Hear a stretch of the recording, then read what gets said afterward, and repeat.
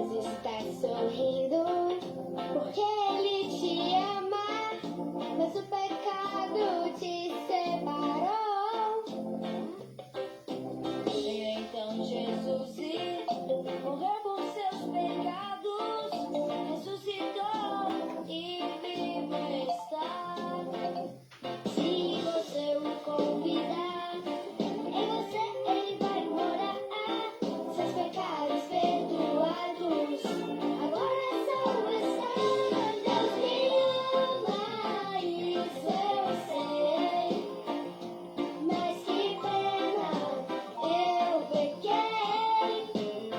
Então Jesus morreu por mim, eu recebo, sou salvo assim. Porque pela graça você é salvo, é pela fé, é o presente de Deus. Boa noite, amados, paz e graça. Estamos na nossa quinta-feira, né?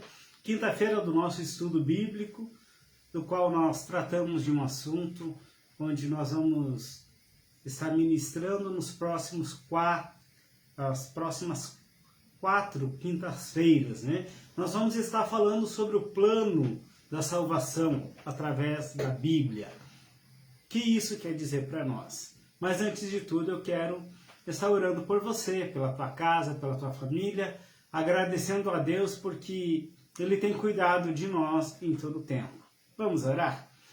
Senhor nosso Deus e amado Pai, nós somos gratos a Ti, porque Tu tem cuidado de cada um de nós, tem cuidado das nossas famílias, tem nos dado vida e uma vida eterna, Pai. Obrigado, Senhor, pelo Teu propósito na vida de cada família, de cada familiar. Queremos, Senhor, estar nessa noite conectados inteiramente contigo. Agora queremos nos desligar de todas as demais coisas que possam tentar atrapalhar a nossa comunhão contigo e ficar agora interagindo com a Tua palavra. Senhor, eu desde já oro pelas pessoas que vão assistir essa live futuramente, os que estão assistindo agora. Que o Teu Santo Espírito possa abençoar todos em nome de Jesus. Amém. Lembrando do meu tradicional abraço da live para minhas netinhas, né? Para Sara, lá em Videiro, para Laura, lá em Curitiba. E nesse mesmo abraço eu estou abraçando você. Mesmo distante, tu possa sentir o Espírito Santo de Deus te abraçando.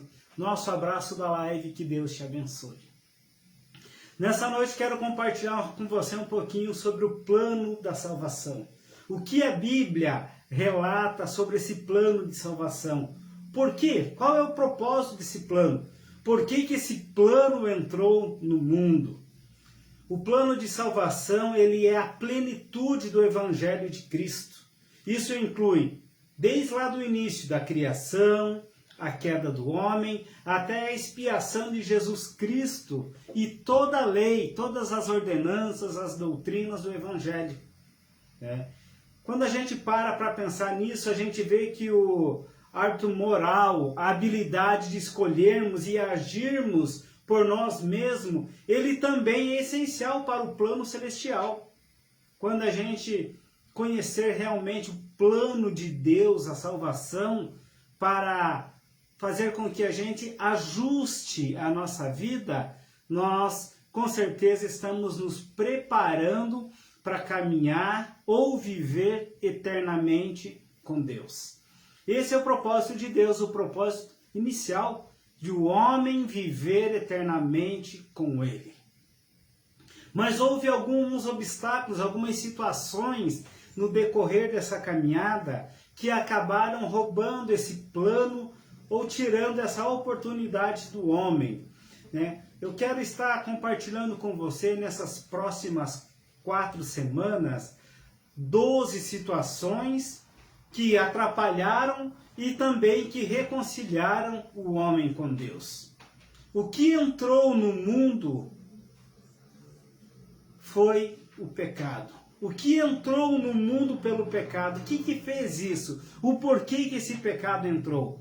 Lá no livro do Evangelho de Romanos, no capítulo 5, versículo 12, a palavra de Deus fala assim: pelo que, como por um homem entrou o pecado no mundo, e pelo pecado a morte, assim também a morte passou a todos os homens, por isso todos pecaram.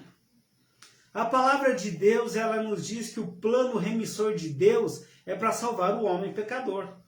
O homem, com o pecado, ele trouxe a morte sobre ele. A Bíblia ensina que por um único homem, vamos lembrar lá do início da criação, Adão, o pecado entrou no mundo. E com a entrada do pecado, o homem se tornou uma criatura mortal. Isso ocorreu há muito tempo, lá no início da criação.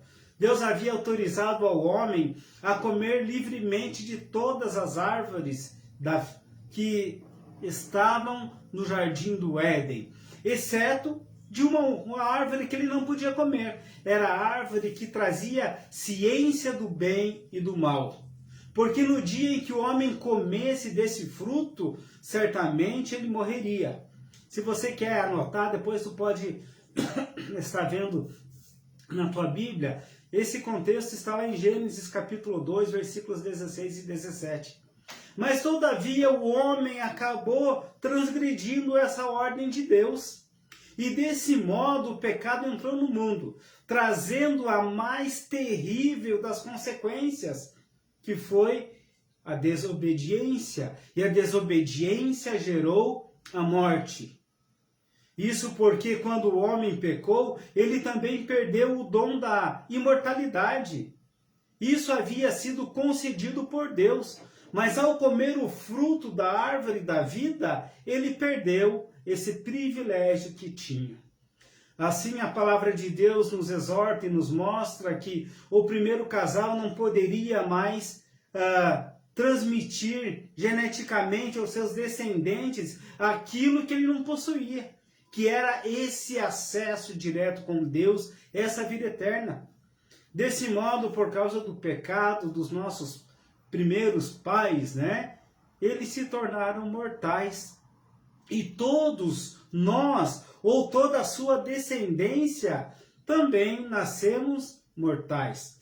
Os Salmos de capítulo 8, versículo 4, ele diz assim: que é o homem mortal para que te lembres dele? E o filho do homem para que o visites? O salmista estava falando, questionando: quem é esse homem mortal para que Deus lembre dele? E o filho dele para que tu visite? Com a morte dominando todos os homens, isso é um sinal indicado de que todos os homens trazem no seu corpo, trazem no seu caráter as consequências do pecado cometido pelos nossos primeiros pais, Adão e Eva. Amados, desse modo o homem, ele é gerado em iniquidade. E ele é nascido separado de Deus. Desde a mais tenra infância, todos apresentam uma preposição natural para a desobediência e para o pecado. Toda criança, nós precisamos ensinar o que é certo. O que é errado, aquilo já está impregnado, já vem na essência dela. Quando o primeiro casal pecou, o seu caráter, elevado a santo, deixaram de ser dessa forma. E eles começaram a ressoar aquela fragrância de um mau caráter. Eles tinham um caráter elevado perante Deus. A Bíblia diz que todo final de tarde, Deus ia até aquele jardim e conversava com eles. Deus os conhecia pelo nome, chamava e conversava com eles. Com isso, todos os homens se tornaram deficientes espirituais e mortais, porque o pecado entrou e trouxe uma separação. A palavra de Deus diz que todos se extraviaram e juntamente se fizeram inúteis. Não há quem faça o bem, não há nenhum só. Isso o apóstolo Paulo fala lá em Romanos, no capítulo 3, versículo 12. Todos se extraviaram, Todos estão perdidos porque se tornaram inúteis. O pecado, ele leva o homem à inutilidade perante Deus. O pecado, ele leva o homem a uma separação grande perante Deus. Ele faz com que o homem esteja desligado. E esse pecado, ele gera uma consequência. O resultado disso, né, o ponto 2 diz: qual é o salário do pecado? Ou qual é o dom gratuito de Deus? Vamos pensar um pouquinho nessas duas partes, no preço do pecado e no dom gratuito de Deus. Romanos 6,23 diz: porque o salário do pecado é a morte. O preço do pecado é a separação do homem com Deus.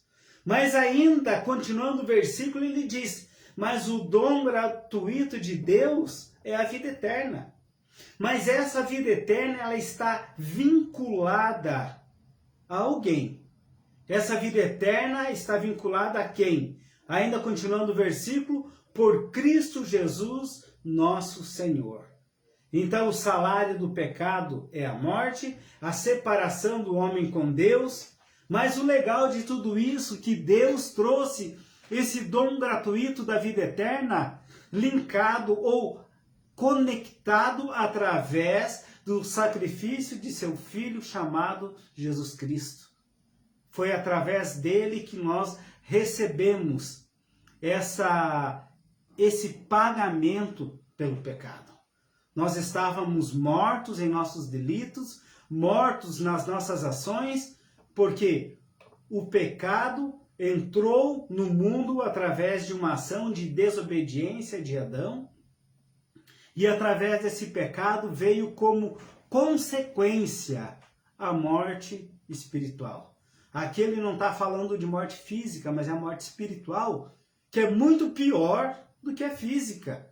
Se você morre fisicamente com Deus, você é bem-aventurado. Felizes os que morrem ou descansam no Senhor.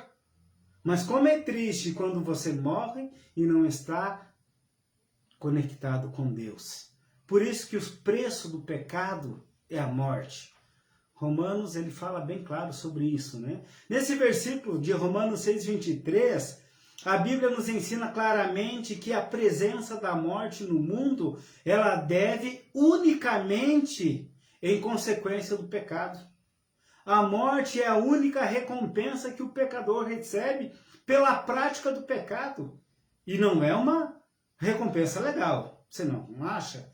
Que essa consequência dolorosa, esse afastamento, aqui faz necessário a gente parar para pensar um pouquinho que o preço ou o salário desse pecado, a morte, é devido a duas situações bem distintas.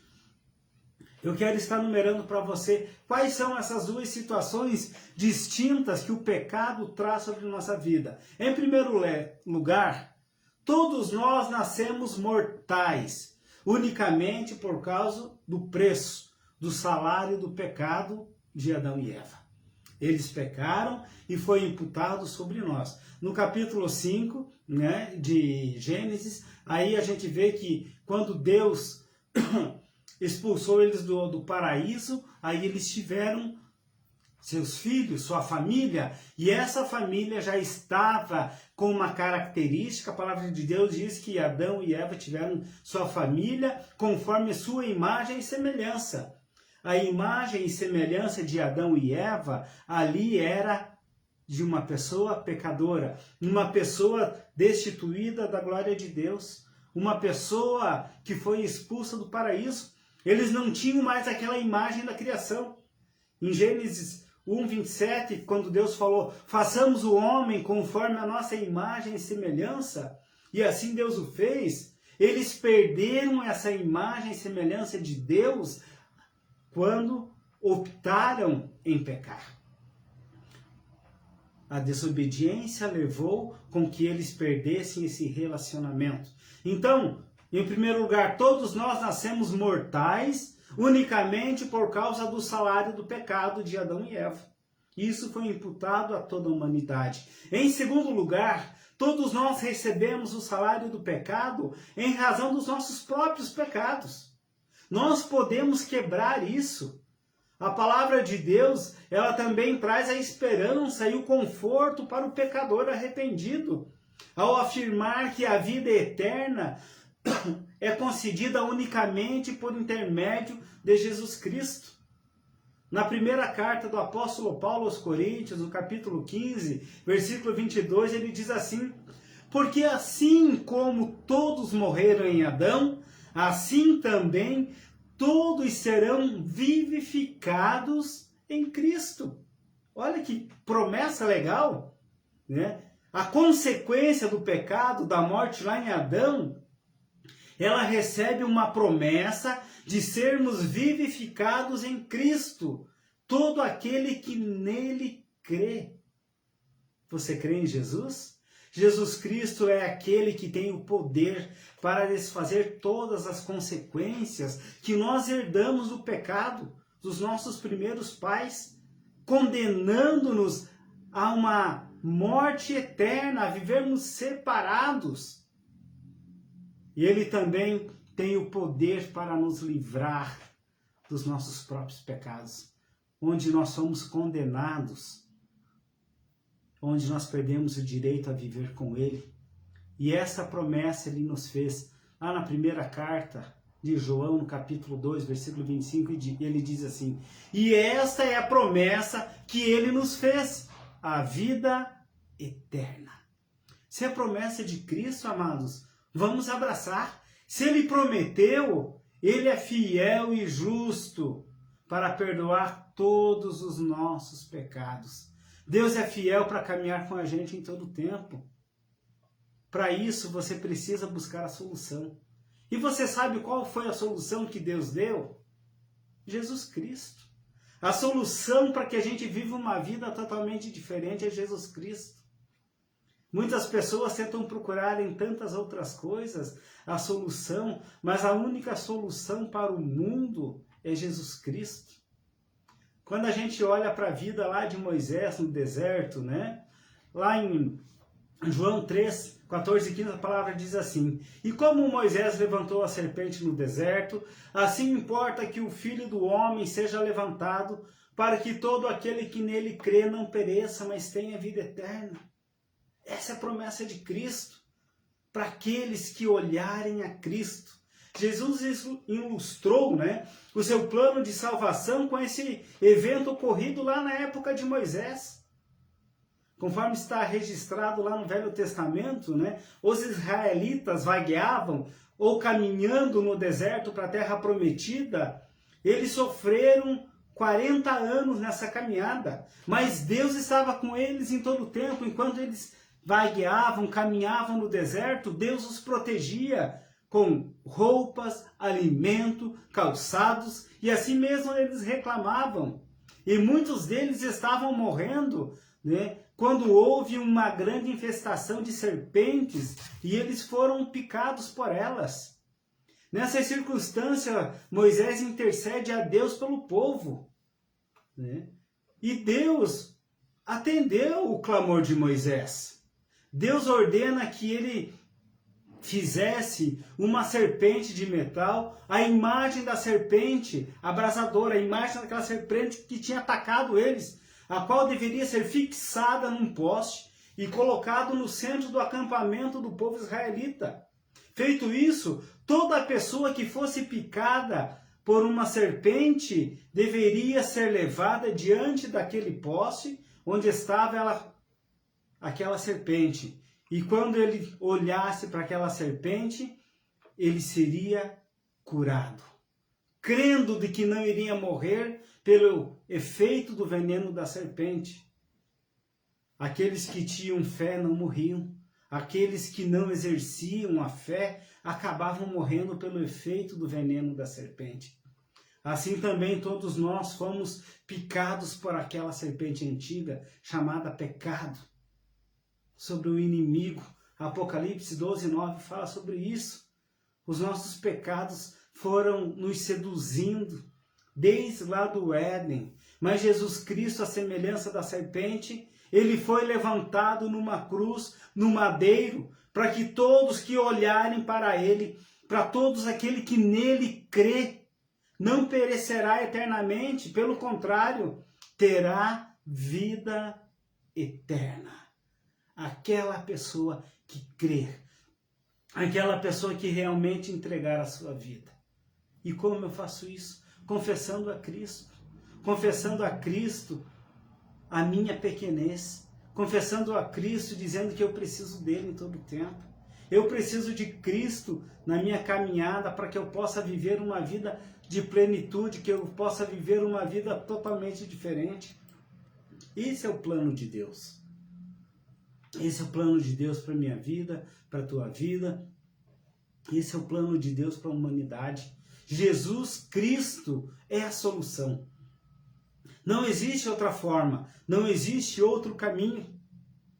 Na próxima semana eu quero continuar nesse contexto, falando para você o que Deus deu ao mundo e como receber esse presente de Deus. Então, na próxima semana eu vou continuar falando sobre esse plano tão maravilhoso da salvação. O que Deus deu? O que Deus te deu para a tua humanidade? O que Deus fez por você? E o que você vai receber daquele que te enviou grandemente no dia a dia. Eu quero orar por você. Quero orar pedindo para que Deus possa continuar cuidando, que Deus possa continuar se manifestando na tua vida através da tua submissão, através dessa autoridade que vem do Senhor. Eu creio no poder de Deus e sei que Ele pode fazer todas as coisas, tudo que você possa pensar, Ele pode realmente fazer por você. Que Deus abençoe você e tua casa. Eu quero estar orando, continuar orando ainda pela minha cunhada Eloar, lá de Xanxerê, que ela e a sua família estão gripadas, né? Que Deus possa estar abençoando eles. Eu também quero estar orando pela nossa programação nesse sábado às 20 horas. Nós teremos um jantar aqui na igreja, né? Uma palestra e depois um jantar para casais. Aproveitando o Dia dos Namorados, você pode participar. É só você ligar para a gente e nós vamos te receber de todo o coração. Participe, venha com a gente, venha participar desse momento bem especial. Você terá uma palavra especial para você e para tua esposa ou namorada, ou namorado. Você pode vir, participe com a gente nessa noite especial. Vamos orar? Senhor nosso Deus e amado Pai, eu abençoo, Senhor, a vida de todos que estão assistindo, Senhor, essa live. Das pessoas das quais Tu escolheu para esse tempo, para esse momento, Pai. Que esse plano de salvação possa atingir, possa inundar a vida e o coração de cada um deles. Cremos, Senhor, que Tu está pronto para nos restaurar, está pronto para edificar a nossa vida e que esse plano seja realizado através da nossa confissão dos nossos pecados e reconhecimento da Tua soberania sobre a nossa vida. Eu oro, Senhor, pela vida da Eloar, orando pela vida dela, eu oro por todos os nossos familiares que estão passando por alguma dificuldade, por todas as pessoas que estão acamadas, por todas as pessoas que estão precisando de uma intervenção divina na sua vida. Eu oro, Senhor, também pela nossa programação de sábado, esse encontro de casais. Eu creio, Senhor, que será abençoador, porque Tu se faz presente no meio dos louvores, no meio onde há comunhão das pessoas. E nós estaremos em comunhão, continuando em todo o tempo, Pai. Eu abençoo, Senhor, desde já, cada um que vai comparecer nesse tempo. Eu também peço, Senhor, pela vida das pessoas que estão passando dificuldades. Eu não sei em qual área da sua vida, mas estão precisando de Ti. Que Tu coloque Tuas mãos poderosas, curadoras, saradoras sobre elas. Que a Tua graça e a Tua misericórdia estejam sobre cada um de nós. Muito obrigado, Pai, pela Tua fidelidade na nossa vida. Pois eu oro em nome de Jesus, Teu Filho. Amém. Que Deus abençoe você e a tua casa. e tenha um final de semana repleto de paz e alegria, em nome de Jesus. Porque pela